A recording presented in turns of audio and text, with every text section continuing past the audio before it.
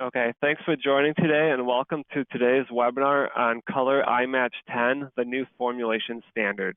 Presenting today is Rich Knapp, the product manager for Color iMatch 10. Our applications and technical support manager, Tim Mao, is also available and will be able to answer any questions at the end of the webinar. I'm Robert Grotans, the Global Technical Marketing Manager at X-Rite, and I'll be moderating today's webinar. Just a few things to go over before we get started. Due to the number of people that are attending today's webinar, we'll keep everyone muted.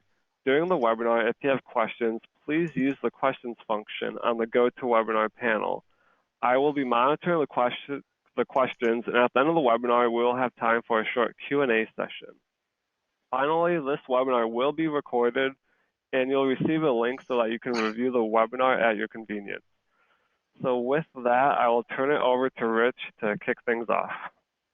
All right. Hello, everyone, and thank you for joining us today. As Robert stated, what we'd like to review with you today is a new release of Color iMatch. Color iMatch is X-Rite's industrial formulation product. It supports plastics, coatings, and textiles. So as I go through the presentation today, I'll be talking about each of those segments. But the focus again is on the major new release which we have, which is version 10. And we've added significant new capabilities and features to the product that will both improve performance as well as streamline customer workflows. So just to get started with that, I'll just step through a few things here.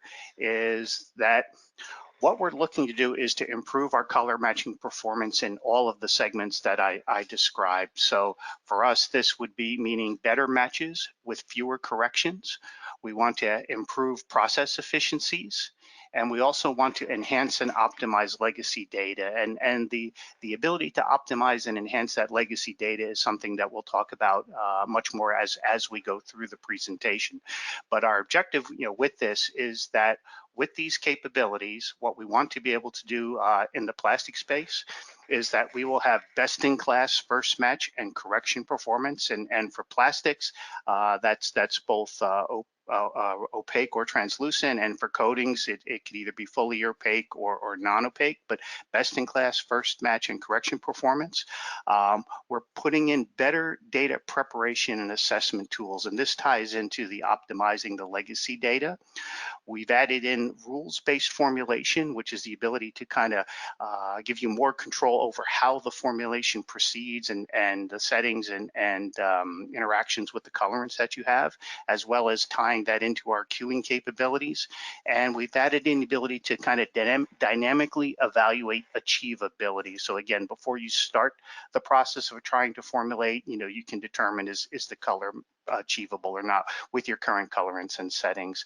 And on textiles, a similar thing. So again, fewer steps to an acceptable match. We have search and correct capabilities combined with a new feature that we call dynamic correction factors to automatically adjust dye characterizations. We'll talk about that in more details. And then again, the rules-based formulation that we have in all segments of the product. So to start off then, again, focusing first on plastics, we have developed a next generation multiflux engine. iMatch has had a multiflux engine for many years. Since it's been on the market, and it's kind of been an industry standard for a match engine. Over the last 4 or 5 years, we've been developing our next generation multiflux engine that gives us improved performance across all of the segments that we support. What the engine has, it has new metrics inside of the engine to ensure that the best suited pigmentation is in the best ranked recipes. The intent here is that when we're generating formulas and what we're looking at is formulas that we believe likely have the same components as the target you're trying to achieve, because that's critical for more rapid convergence and correction. We've improved our correction metrics so that we converge more rapidly than we did in our previous version of the software. And the goal of these two things is to get better initial match performance and also more rapid convergence when corrections are required. So if we look at our performance with this engine and the numbers I'm going to present now, as as we're comparing the new version 10 to our prior version 9.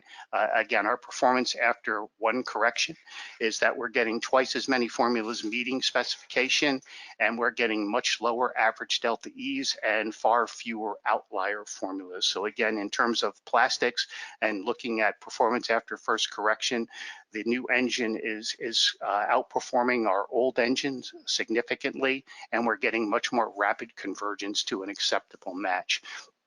If we take this into coatings, again, coatings looking at an initial formulation rather than the first correction, you can see similar improvements there. So again, in coatings case, and this was a non-opaque system, almost 3 times as many formulas met specification, again, with much lower average DEs and far fewer outliers. So again, the new metrics and the new capabilities that we've added to our engine around optimizations that we perform inside the engine when we're doing a formulation, and new optimization metrics when we're doing corrections inside of the engine have resulted in much better performance in all areas of coatings and plastics. If we take that to the next step, is we've improved our search algorithm too. So again, we have a new search algorithm that's available in the system. And again, we have new metrics here that we're using as well that result in better matches and fewer corrections. And again, the approach we've taken here is a little bit differently than what's traditionally been done with search and correct, because in many applications, search and correct is done as a color metric search. So you kind of look for a close match based on color, and then you can rank those formulas. In version 10 of iMatch, we're doing that as well. We start there, but then we have additional search metrics that are based on the spectral shape of the color of the formulas in your database, as well as your target. And we're utilizing these new shape metrics to identify likely formulas, again, formulas that likely contain the same components. So in addition to looking for a good color match, we're looking for formulas that likely have the same components. And then in addition to that, we look at what's the correctability of those formulas. So again, we find, we create a color box, find close candidate formulas, organize those formulas by our shape metric, and then test their correctability. And the combination of those 3 steps is what results in getting us better matches and fewer corrections, because again, identifying the proper components is a key step in more rapid convergence. So again, the goal of this feature is that in a single step, we can get the equivalent performance of 1 or 2 corrections depending on the quality of the database that we're working with. So this capability is available in iMatch 10. In terms of textiles, we use a different engine. So we're not using our multi-flux engine here. Again, we're using more of a traditional single constant approach. But what our experience has shown us is that textile match performance is a combination of a number of things, but it's largely affected by the behavior of your dyes. So again, if your dyes that you've calibrated with are representative of your current processes, you can get good formulations. If for some reason over time the behavior of those dyes has changed, or the dyes that you've been received from one of your suppliers has changed, it can result in poorer match performance. So we've added a feature we call dynamic correction factors, and what this does is when we're formulating and we identify a target, a match for a new target, we look at the dyes that we've picked for that formula, and then we look in your database at other formulas using those same dyes, and we look at their behavior over time. And then we make adjustments to our correction factors based on that historical behavior of those dyes. And so that, in combination with improvements that we've made to our engine around substrate and dye and process control factors, that combination of capabilities has given us significantly better textile match performance versus our prior products. So what I'm showing you on the screen here now is the performance of iMatch 10 versus iMatch 9. And again, what we're seeing is twice as many acceptable formulas, and again, with lower average DEs and far fewer outliers. So again, good performance improvements in all 3 of the segments that the product supports, so in coatings and in plastics and in textiles. The next few slides I'm going to go through talk more about specific features and functions that we've added into the software. So the first one is our colorant editor or our assortment editor. It has multiple names, but this is the tool that we use to generate the calibration or the optical data that drives formulation. And our goal here was, the formulation is only as good as the data that you provided. So we wanted to provide our customers with better tools to assess the quality of their assortment, but also a tool that provides them with actionable information. So again, if the system can make recommendations about various letdowns or show you their behaviors, it helps you to make good decisions in calibrating and building your optical data. So we also include information on your process variability here, because again, that's a key element in how well the matching will perform. And we also added in a metric that we call prediction confidence. And again, I'll explain that. What we mean by prediction confidence is almost every formulation system available today will show you a good theoretical delta E value or a good theoretical match. But when you go to make that match and then you measure it and you look at it, it often is different from what was predicted. And that happens in every system. What we've added in version 10 is our prediction confidence metric, which is based on your process variability that we've identified. That prediction confidence can be included in our scoring algorithm, so that when we're ranking and presenting what we think is the best formula, we can include its achievability in that ranking, so that when we present a candidate formula to you and we make a recommendation that we think this is the best match, it can also, it's also our understanding that this is also the most achievable match. So we've combined achievability and match performance into this new metric, and this is available in our assortment editor and available in the formulation parts of our product. But again, the key takeaway from this tool is that, again, is providing actionable information to the user to help them optimize and improve their calibration data, which in turn will result in hopefully better color matching. Another feature we've added is a gamut viewer. And again, the intent with this feature is to show achievability. So again, based on the current assortment of colorants you've identified or toners you've identified, we can generate the shape that's shown on the screen here, which is showing the achievability gamut of that set of colorants. And then what we can do is we can overlay on top of that your targets. So again, any targets that are within gamut are shown as the green dots. The ones that are red are out of gamut. The shape is in 3D, so it can rotate. So if you see red dots inside of the shape, they're on the outside, on the back side of that. But the intention here, again, is to save time and to save waste. So again, if we can graphically show you at the start of your formulation process, if it looks like a color cannot be achieved, then you can make decisions at that point around expanding the gamut by adding colorants or changing your settings. But again, saving you the steps of going through, starting a formulation, having to mix it up, measure it, and realizing that you can't get there, and maybe not realizing you can't get there until after one or two corrections. So again, generating a lot of waste material and a lot of wasted time and effort. So again, a tool to help you see the achievability at the start of the formulation process, so that you can make decisions around how to proceed with matching that particular color. We have added in expanded formulation rules into the software. And again, these are fully integrated into our formulation process. Formulation rules can cover a lot of different things. So again, we have the ability to associate metadata to colorants and toners. So again, we can have where the engine can select colorants based on particular attributes. An example could be if it was plastic, fire retardancy, or if it was in coatings, it could be percentage of volatile organic components, things like that. So we have these abilities to select the candidate colorants based on that type of information, but we've also added in the ability to identify preferred colorants or restricted colorants, and to be able to select and pass that information to the engine when it's formulating, so it can adhere to those rules. And we also have the ability now to enter colorant pair restrictions. So this could be something like, I have two colorants and I don't ever want to use them in the same formula, or if I do use those two colorants in the same formula, I want to to control the ratio or the amount of those colors. So all of these rules can be predefined, and then once the rule sets are predefined, when you're in formulation, it's a simple checkbox where you can pick the appropriate rule set that you need to use for the particular material or process or specification that you're working to. And the formulation rules can also be additive. So if you have different sets of rules, by clicking more than one rule, all of the restrictions for that rule are added up together and used in formulation.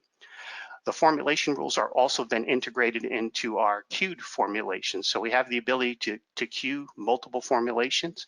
And again, this feature can be used in a couple of different ways. So again, if you have a color that you want to match and you need to match it under several different sets of specifications or conditions, you can do that in the software. So you can pick the color, associate a rule to it, and then use that same color with different rules, and the system will show you the results of formulating that target color under different rule sets.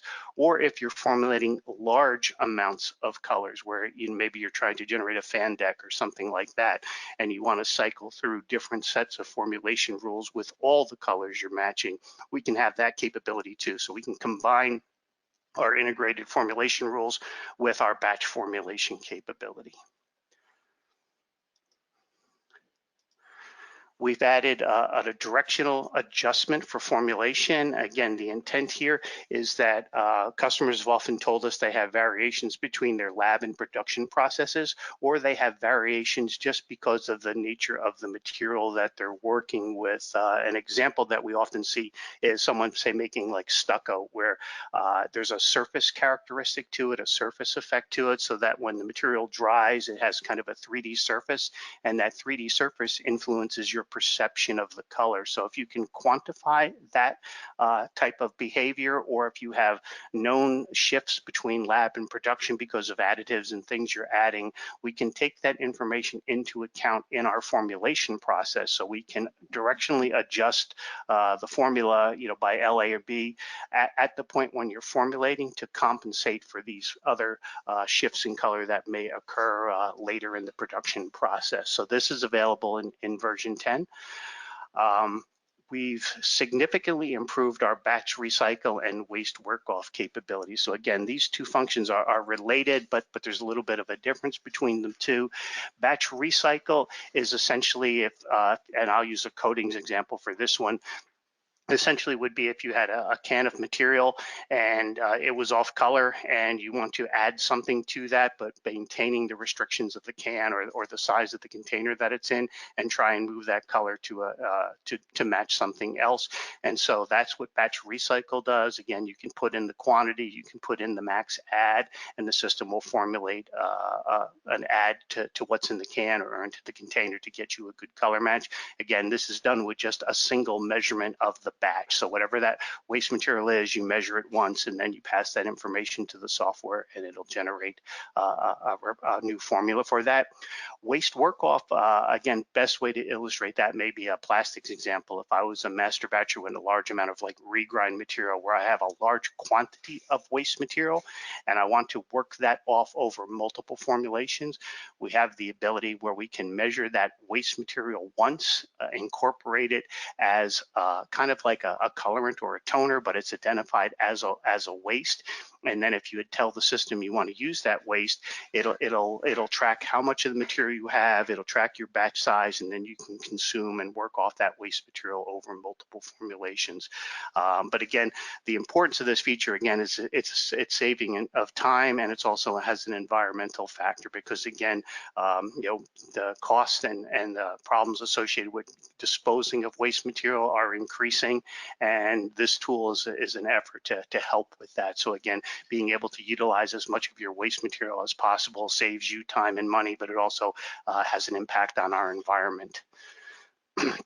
And so again, this kind of takes me to the summary part of the presentation. So again, just to kind of review a lot of the features that we've talked about, is that version 10 has a next generation multi-flux engine that gives us better performance in all types of coatings and plastics. We've integrated dynamic correction factors into our textile portion of our product to give us better textile performance. We have the more advanced search algorithms that utilize color and spectral shape to identify kind of the footprint of the target and better identify the components that we think are in the formula to give you better conversions. We've built up a better set of tools in our calibration editor to help you make good choices and make good decisions as you're building your calibration data and provide you with actionable insights on that data. We have the gamut viewer with the target overlay to show achievability. The formulation rules fully incorporated into our matching process and also incorporated into our batch queuing or our formulation queuing. We have the improvements in batch recycle and waste work off, and we have the directional adjustments of formulas where we need to compensate between lab and production or lab and a particular process. So with that, that kind of brings us to the end of the presentation portion of the webinar. And at this point, we'd like to host any questions that you may have. Thanks, Rich. Yes, if you haven't submitted a question yet, feel free to do so now. It looks like we already have a few questions coming in, so we'll get started. First question, how does the multi-flux engine improve the predictions of translucent plastics?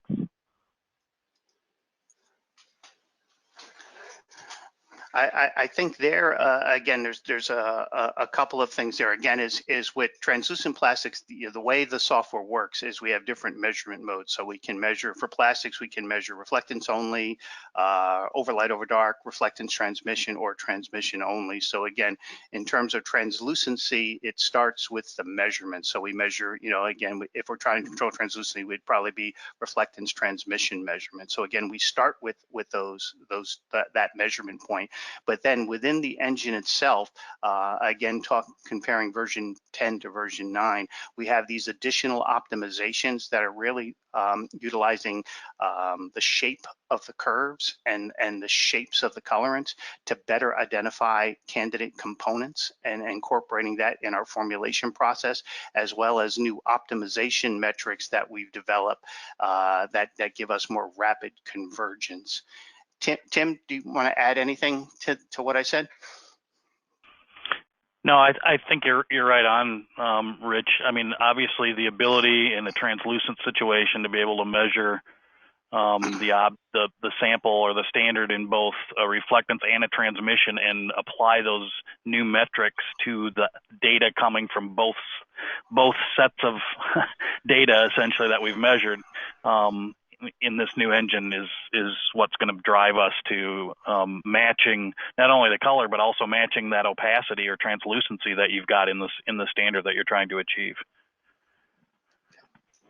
Next Thank you, Tim. Question, when will iMatch 10 be available?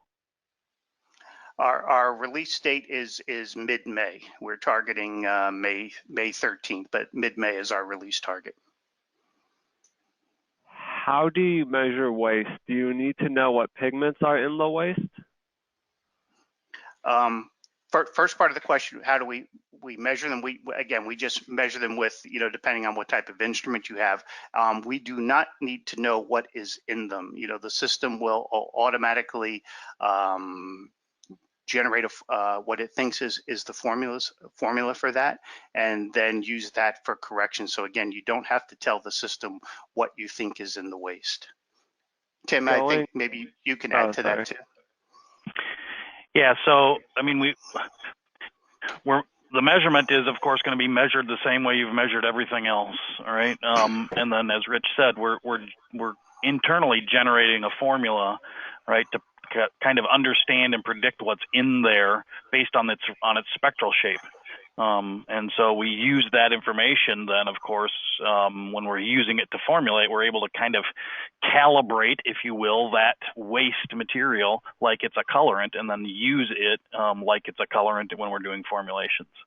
Because of course, when we're doing creating colorants, entering them into the calibration sets, we're essentially doing the same thing. We're measuring those and getting their spectral shape, and here we're predicting the colorants that are probably in that waste material to be able to do those calculations. Related, will the waste to work off function help you select which waste is the best to start with? We don't specifically have something for that, but again, since the wastes are part of our combinatorial process, I would think if you select multiple wastes, again, using some of those metrics that I talked about earlier that are in the new engine where it makes colorant choices and formula choices based on the shape metrics, that it may not utilize all of, it may choose the appropriate waste. Again, maybe Tim, you have some thoughts on that, Yeah. but that certainly should be possible given how waste is integrated into the formulation engine. Right. Yeah. Essentially, that waste is just another colorant as far as the engine is concerned, right? So just like the math engine is capable of picking out, if I've got, if I'm in coatings and I've got 20 different colorants in total, I can go generate a formula for this green I want to match and tell it to include all the colorants. The math engine's not going to put red in a green, most likely, right? It's going to use the colorants that make sense, and it's going to treat the wastes just like colorimetrically and spectrally, just like it does the other components. And so it can properly select the right waste to use. Can the software graph in CIE XY color space? In terms of like a color plot? Yeah, I believe that's what they're asking. We do not draw in X. We do not have an XY plot at this time.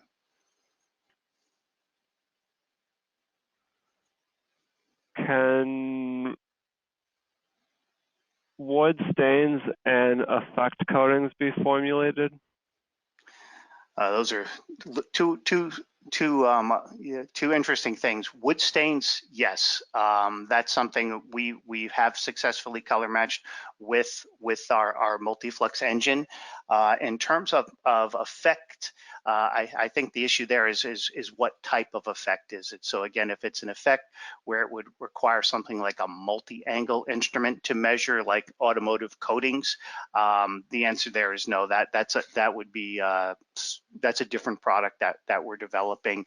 But again, if it's an effect, some type of an effect plastic that may be able to be characterized by a specular included, specular excluded measurement, then again, we have not had a lot of customers who've done that just yet, but is our expectation that with version 10 that we would have some control over those type of effects that can be characterized that way with the new engine.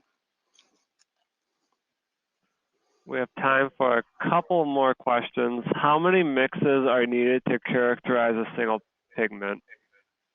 Tim, I'll defer that one to you. Sorry, I was on mute. It depends a bit on what kind of a set of colorants you're trying to create. If you're doing that for paint and you're doing an opaque only, so all of your samples that you're measuring in are opaque, all of the colors you're going to formulate, you're formulating for opacity because that's the whole purpose of the paint you're producing, right? That's going to be a smaller set, in the maybe, again, it will depend a lot on the resin you're in and the base you're using and all that, but we're probably talking 5 or 6 letdowns per colorant. If you're doing something where you're going to be doing plastics that might be opaque, translucent, and even transparent, and you're doing both reflectance and transmission measurements, now you might be talking more like 8 to 10 samples per colorant, simply because we need to get them. When we start dealing with the different opacities, we have to get the same mixtures at different opacities to understand not only how, as I add more colorant, not only how does it change coloristically, but how does it change opacity-wise. So it's a bit determined by which kind of formulation you'll be doing. The good news for you is if you're going to go down this path and you were going to create a new one, my applications team is going to work with you directly, and we actually have a questionnaire we send to people about the colorants that they will be using and what kind of formulation they're doing, and we come back to you with a spreadsheet that lists out, here's all the samples that you need to prepare, and it's already scaled to whatever size lab samples you make and all of that.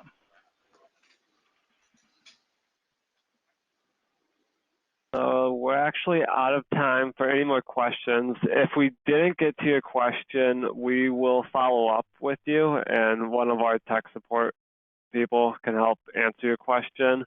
I just want to say thanks everyone for joining today, and thank you for your questions. Again, you will receive a recording for this webinar. Have a great day.